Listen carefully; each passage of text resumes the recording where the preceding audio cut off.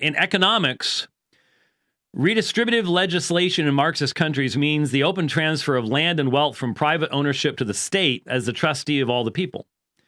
In the democratic nations, the same redistributive goal is achieved by a variety of means, most notably the inheritance tax and the income tax.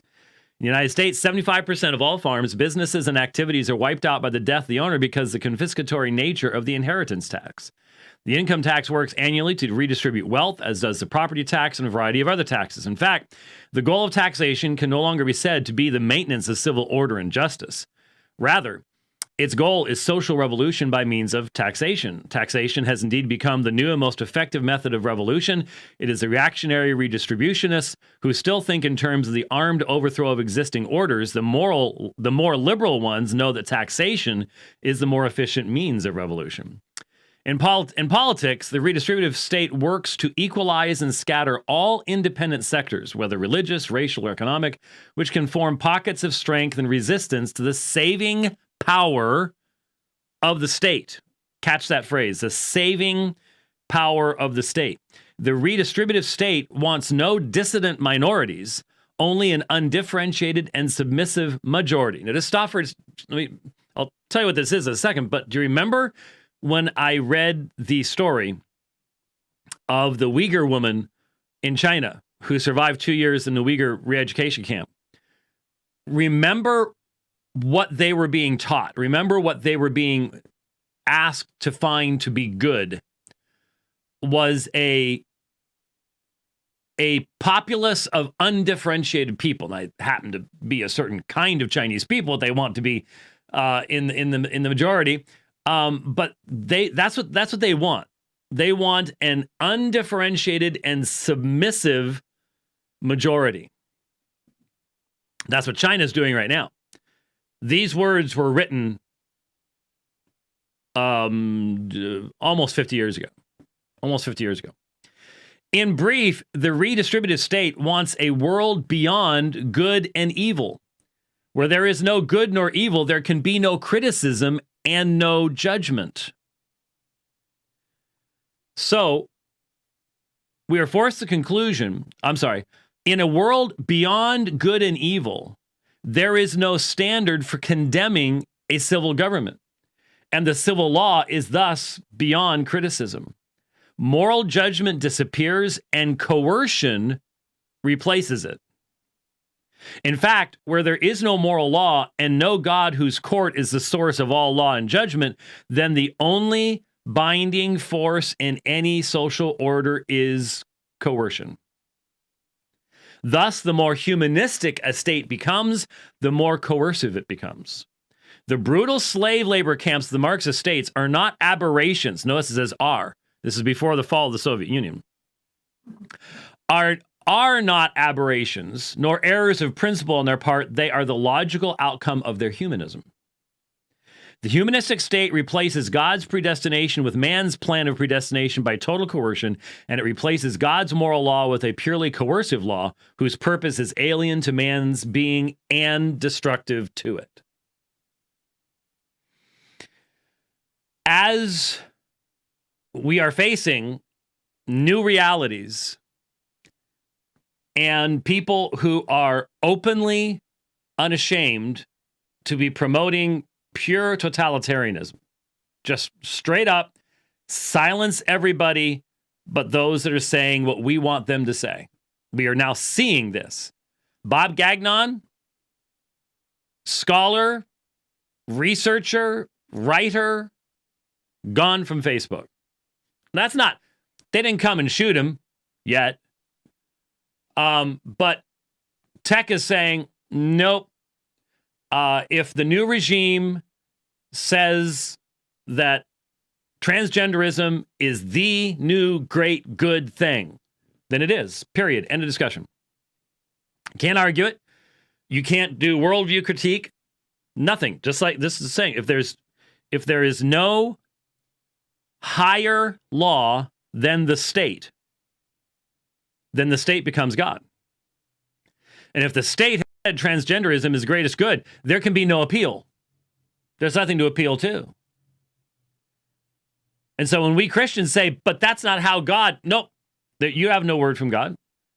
Ours is the highest authority. You're gone. You're out of here. Right now, you just can't talk anymore. We don't want your opinions being heard.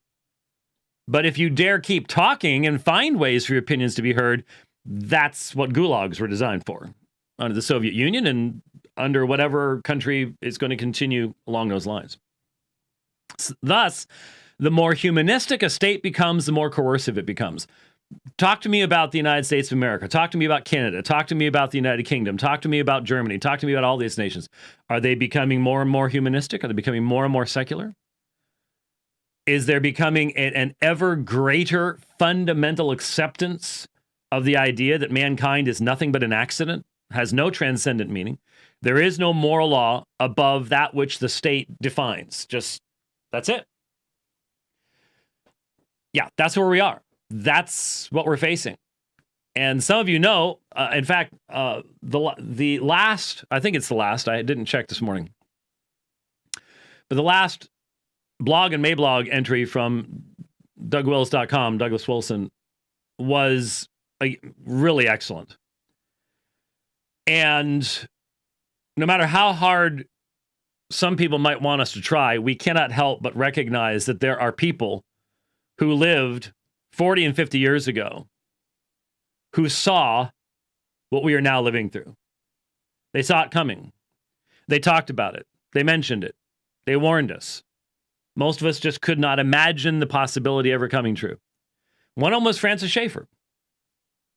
Francis Schaeffer spoke prophetically, but a less popular individual was named Rufus J.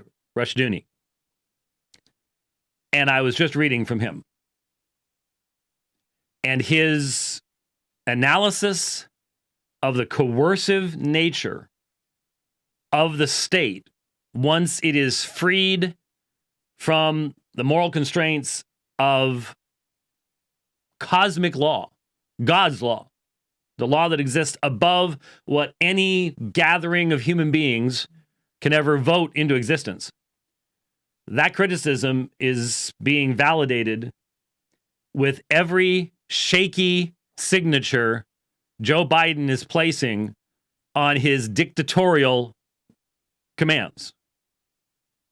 And if you think you shouldn't be so mean, the man has signed more executive orders in 1 week than his 3 times more than the collection of his 4 predecessors did in their first week. And more coming. And more coming. The entire concept of this being a representative republic where we have representatives who are actually doing that thing called representing is simply being tossed out the window. This regime doesn't care. Doesn't care about those restraints, doesn't care about any of that stuff.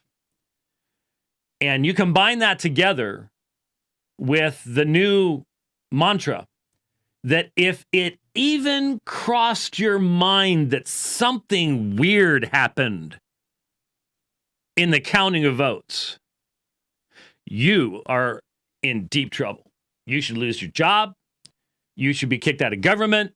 You probably should be put in jail for just thinking it. Just having had the thought go, that was pretty weird. Look at that go, whoop, whoa, where'd all those? Oh, if you even thought that, now it's a thought crime. It's a thought crime. It's scary to even tune into MSNBC right now because it's like, whoa. I mean, Big Brother is just sitting on the set now. He's just sitting there going, Orwell may have imagined me, but here I am in living color. And they're loving it. They think it's great. They don't realize they're useful idiots. And if they ever dare cross Big Brother, they're toast. But most of them would never, ever do that. So here we are.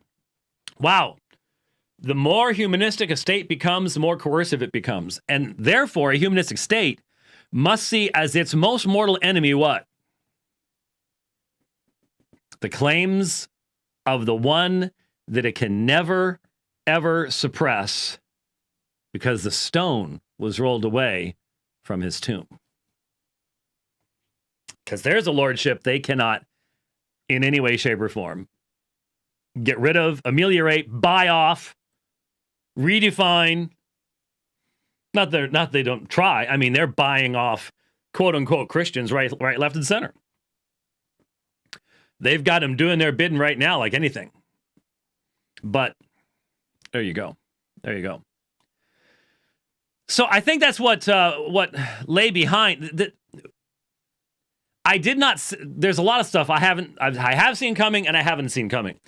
One of the things I did not see coming, that is all over us right now, is this is forcing anyone who wants to seriously try to prepare for the future, try to think things through, try to teach their children to persevere and to withstand what's going to be coming. Everybody is now learning to think presuppositionally. We presuppositionalists have been saying all along that the outcome of the debate is determined by the foundations, the epistemological foundations upon which it's based.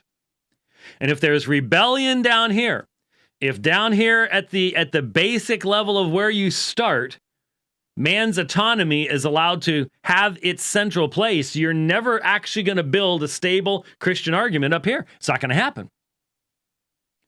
Well, now we are seeing with a vengeance the need to always think presuppositionally. And if you've watched any of my debates, you know I've always worked this way. When I'm listening to an argument, I am analyzing it presuppositionally. What are the foundational elements that would be required to substantiate the assertion this individual just made? And if I can tell they haven't done that work, then that's what I'm going to ask them in cross-examination, and that's when the wheels fall off. Thinking presuppositionally. Now we have to do that. Well, we still have the freedom to do it. Now we have to do that. It's the only way to understand the motivations of the people who can, with such impudence, engage in such outrageous hypocrisy. They don't care about hypocrisy. It's part of the system. It is meant to break us down. It is meant to humiliate us. That Dalrymple quote is, we should all memorize it. Just put that one down for the memorization. It is the purpose of the people on the left to engage in hypocrisy. Because why is hypocrisy wrong for aggregates of stardust? It's not. Because hypocrisy, the reason hypocrisy has been wrong in the past is because it involved dishonesty in regards to what? God's creation. You are God's creation. They are God's creation. You are to be honest in your dealings with other people who are made in the image of God, and therefore hypocrisy is your attempt to deceive them, to put on airs, to put on a face of whom? The people observing you, or even before God. But if there's no God to observe, and the people on the other side of the room have no transcendent meaning, and there is no objective truth, and hypocrisy is merely a cultural construct. That might be colonial. It's probably racist. See, you can just throw terms out there that have actually no historical connection. There's no logical connection, but being logical is also not something that a person who is just a collection of stardust has to worry about either.